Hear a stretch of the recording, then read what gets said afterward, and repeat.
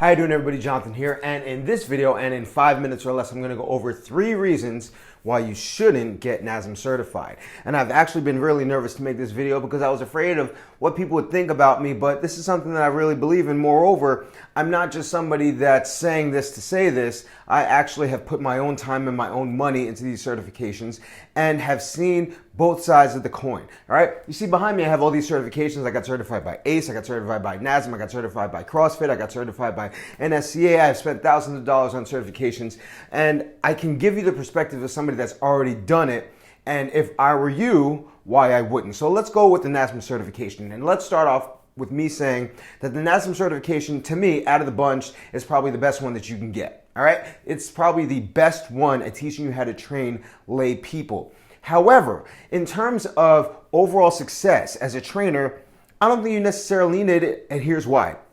Number one is the OPT model. The OPT model is the training system that the whole NASM certification revolves around. All right, essentially, it takes your clients through 3 stages of training, starting off with the stabilization phase, then going into the strength phase, and then finishing off with the power phase. And the one thing about the NASM certification that I found is that no trainer uses it, all right? Nobody follows it by the book in terms of getting their clients. So, you get your NASM certification, you get hired at the gym, you start training a client, and then you put them through a workout, but it has nothing to do with the OPT model. So this is something that the NASM certification is based on, but nobody uses it. Why?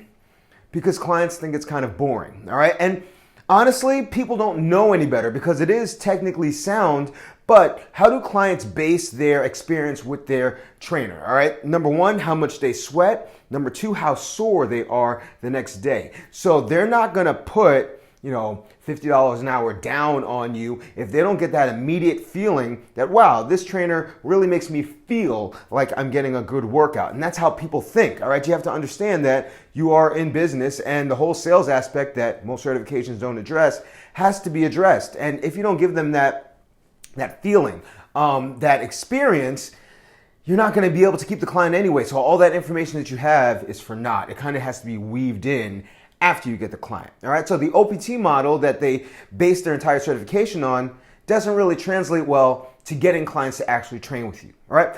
The number 2 reason is it really doesn't matter your certification. Now, hear me out. All right. There are only 2 people that care whether or not you're NASM certified: gyms and you. I've talked to a number of trainers, and they've said, oh yeah, I was running a boot camp and I decided to get NASM certified because I wanted to have that title around my name. All right, I wanted to feel official.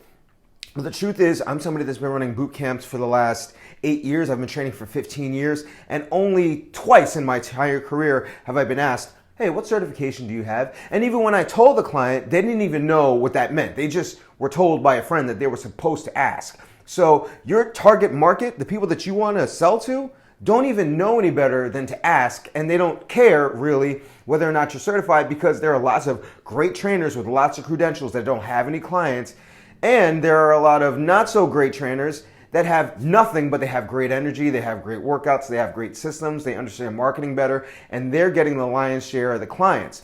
Now, you care about it, but gyms also care about it, all right? So if you're going to get a certification, it's probably because you want a job at a big box gym. But I want to challenge to ask you, is that something that you really want? Because for most large brand, big box gym chains, you're going to be giving up to 70% of the revenue that you take in. So the gym is charging the client $55 for the half hour that you're training, and you're gonna get like $9 to $12 per hour at like an LA Fitness. Does that really seem fair?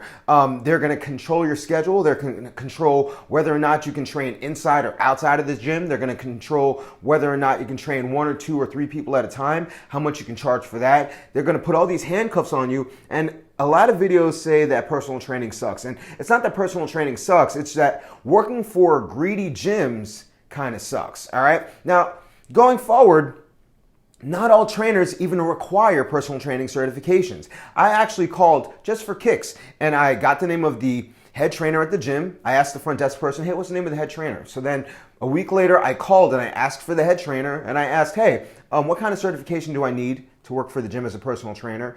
And I said I didn't have it, but then they started asking me all these other questions like, hey, well, what's your background? What are your interests? they were going to interview me without me having a certification. And there are a lot of gyms that will do that. So if you're hell-bent on working at a gym and that's your own business, I would suggest that you call in and see if they'll even take you on before spending $1,000 on a piece of paper that gives you information that you won't use anyway. All right. And the third thing about gyms is that not all gyms are okay with you just having a certification. So you may have spent that $1,000 on a certification and then you apply, but they won't hire you because you don't have any experience. And I've had a lot of trainers asking me, what do I do? How do I get experience? And a lot of times it's working for a gym that won't worry about your certification or that will take you on, or going out independently and making more money on your own. And when they do that, they actually find that they don't want to work in the gym anymore.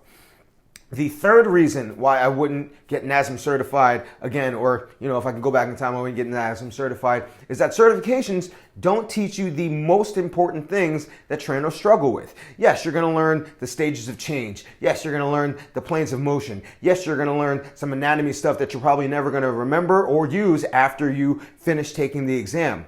But you're not going to learn the biggest thing that trainers struggle with, and that is how to get clients to actually train with you. These manuals make it seem like people come to the gym with a checkbook and they say, oh, I want to spend $500 a month. Please take my money and train me and tell me what to do. You actually have to convince these people. You have to build up authority. You have to understand how to sell. And none of these personal training certifications that I got ever goes into that. They make it seem like, okay, the person woke up one day, they decided to join the gym, and also they decided to pay me $500, $600 a month.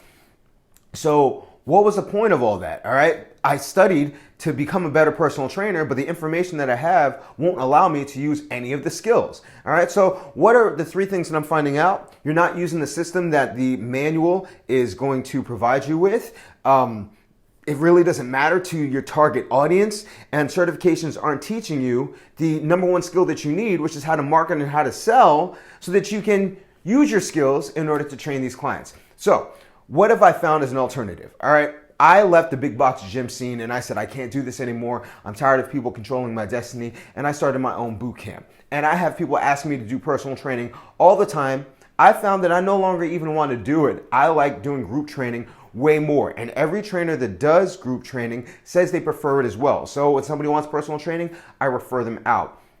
But I'm not working anywhere near as hard as I ever had to with the big box gym scene. I'm much more satisfied with my career, and I get to do what I love on my own terms. And that's what I think every trainer got into personal trainer, got into fitness to do. They wanted to help people, but they also wanted the freedom to do things on their own terms and make their own money and enjoy their lives and help people enrich their own lives. Now, I've already gone over the 5 minutes, but let me take this extra 2 minutes to tell you what you can do instead of getting the NASM certification. I would say I have a course that I've put together based on my own experiences, which has helped me to start my own business, take control of my own life, and help people just the same way that you want to. And I call it my Dumbbells to Dollars course. And essentially it goes over the 3 pillars of being successful as a personal trainer: training methodologies, marketing, and business management. Most certifications only cover 1 out of the 3. I cover all 3. Every aspect of life as a personal trainer that you have to get down, including marketing and management, if you want to see any kind of success. And the strategy, if you want to preview, is going to be very simple. Develop your brand, start a group training, implement the group training, and then if you want, you can upsell to personal training, because it's much easier to sell somebody unlimited classes for $200 a month than it is to sell them 8 or 12 half-hour sessions for $1,000 a month. Wouldn't you agree? And I'd much rather work 3 hours a day than 10 hours a day, with the chance of people canceling. That way I can't make the money that I thought I was going to make. I can't replace that client. There's a whole lot of things that go along with personal training.